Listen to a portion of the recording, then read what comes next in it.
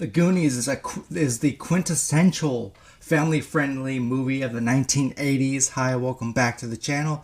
Yeah, if you haven't experienced The Goonies from the 80s, it's an instant classic. I urge a lot of you newer generations, if you're watching this video, to go check it out. I'm going to tell you all about the movie. Consider subscribing to the channel. Give this video a thumbs up. A group of young misfits called the Goonies discover an ancient map and set out on an adventure to find a legendary pirate's long-lost treasure.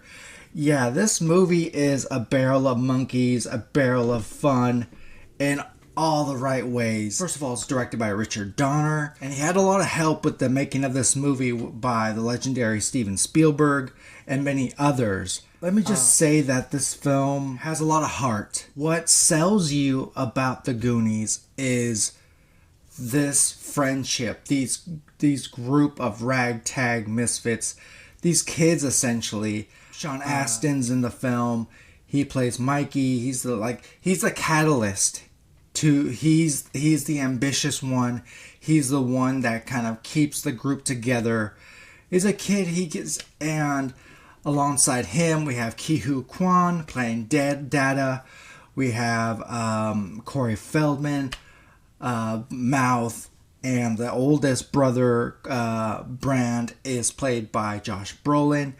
And of course, how can we not forget the legendary Chunk? You have all these personalities grouped together, and they're dealt with this situation in which they have to move away from their hometown of Astoria. They're just, clinging at these little last moments together. Their adolescence is, on full display. Teenage humor. The overall theme of this movie is adventure and fun and friendship.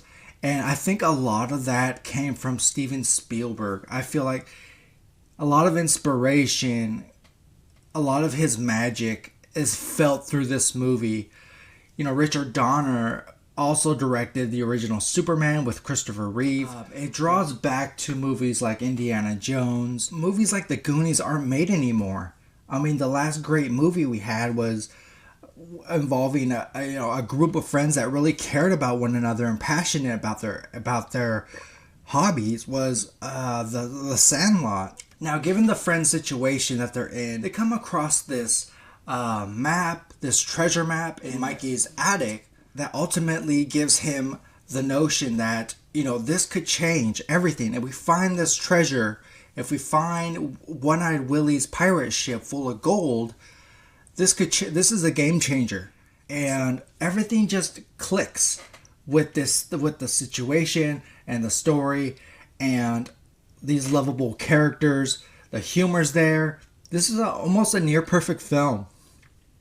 And to add to that, a film isn't complete without some villains. We're introduced to these three characters known as the Fratellis. It's a couple brothers and a mother. They come off as clumsy. Now, as the movie progresses, we also get introduced to a few other characters. Carrie Green plays Andy. Martha Pimpton is Steph. The kids are following this treasure map, which ultimately leads them to this closed down restaurant for the season. Now, keep in mind, this is in Astoria. A lot of the weather is gray, dreary, wet, typical Oregon weather, right?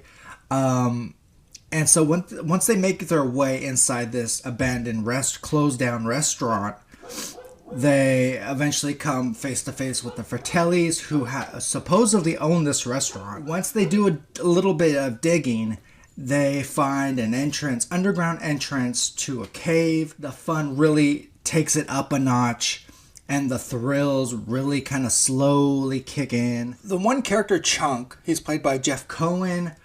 He brings that level of humor that only a kid can pull off. Like I said, this is really family friendly. This is okay, for the kiddos between, the 7 and 10-year-olds, I think, and older, of course. I think it's rare these days to pull off a family friendly film, getting all the key opponents right.